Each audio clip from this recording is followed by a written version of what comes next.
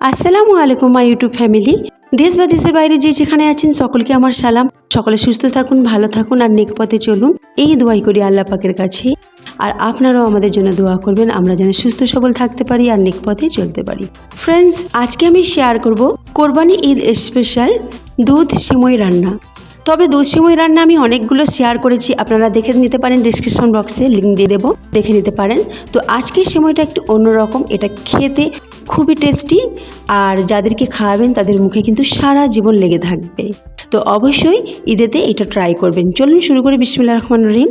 একটা আমি এখানে কড়া নিয়েছি, কড়াতে 1 চামচ ঘি দিলাম। ঘিটা গলে গেলেই আমি ড্রাই ফ্রুট দিয়ে দেবো। ড্রাই ফ্রুটের মধ্যে এখানে কাজু, আমন্ড আর পেস্তা নিয়েছি, আপনারা আপনাদের পছন্দ মতো ড্রাই ফ্রুট নিতে পারেন। ড্রাই ফ্রুটটাকে আমি 1 মিনিট এটাকে ভাজবো, বেশ একটু ক্রাঞ্চি হবে, তুলে নেব। ড্রাই ফ্রুট ভেজে দিলে কিন্তু স্বাদটা অনেক গুণ বেড়ে যায়, তাই আমি ভেজে দিলাম। এবার আরও 1 চামচ ঘি আমি এতে দিয়ে দিলাম। আর আমি সিমই নিয়েছি এখানে প্রায় 50 গ্রামের মতো। সিমইটা সাদা রঙের হবে আর একটু মোটা হবে। তো এই সিমইটা রান্না করতে একটু সময় লাগবে।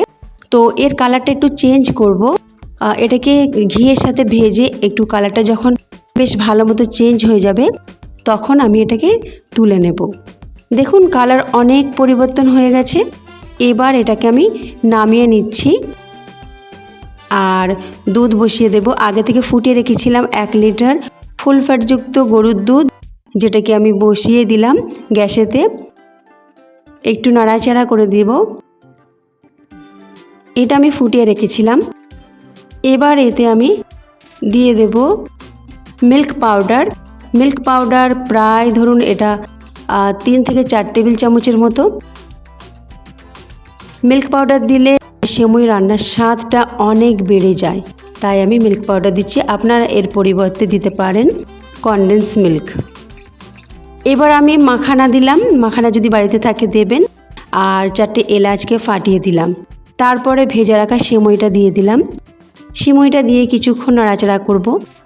তো আমি বলেই দিয়েছি এই সিমইটা রান্না করতে একটু টাইম লাগবে, যেহেতু এটা মোটা সিমই, তো সেই জন্য আগে থেকেই সিমইটা দিয়ে দিলাম আর একটু নাড়াচাড়া করে নিলাম। তারপরে এটাকে 2 থেকে 3 মিনিট ফোটাবো, তারপরে চিনি দেব।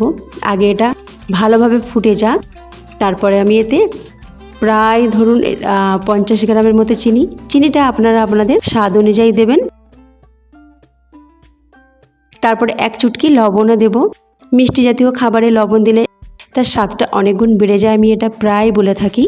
তো লবণটা দিয়ে নাড়াচাড়া করে তারপরে এটাকে ফুটতে দেব। ঢাকনা চাপা দিয়ে এটাকে রান্না করব 10 মিনিট কম আঁচে। 10 মিনিট এটাকে কম আঁচে বসিয়ে রাখবো।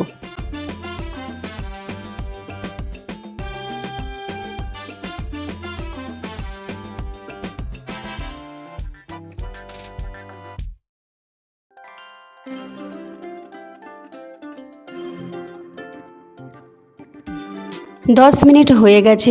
এবার ঢাকনাটা খুলে নিয়েছি, একটু নাড়াচাড়া করে দিলাম। দেখুন কতটা ঘন হয়ে গেছে আর ক্রিমি টেক্সচার এসেছে। এবার আমি শেষে যে ভেজে রাখা ড্রাই ফ্রুটগুলো ছিল সেগুলো দিয়ে দিলাম। ড্রাই ফ্রুটটা একদম শেষে দেবেন, তাতে আরও ভালো লাগবে। ড্রাই ফ্রুটটা দিয়ে 1 মিনিট ফোটাবো, বেশি ফোটাবো না, 1 মিনিট মাঝারি আঁচে ফুটিয়ে নেব। তারপরে গ্যাসের ফ্লেমটা বন্ধ করে দেব।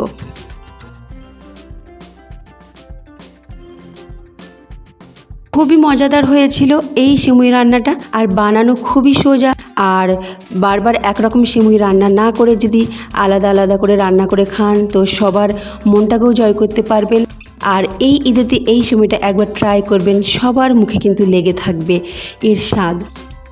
আমি এটা সার্ভিং বলে ঢেলে নিলাম আর উপরে একটু ড্রাই ফ্রুট ছড়িয়ে দেবো। ভেজে রাখা ড্রাই ফ্রুট তুলে রেখেছিলাম, সেটা ছড়িয়ে দিলাম।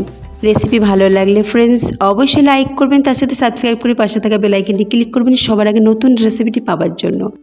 আর একটা কমেন্ট করতে কিন্তু ভুলবেন না। আল্লাহ হাফিজ।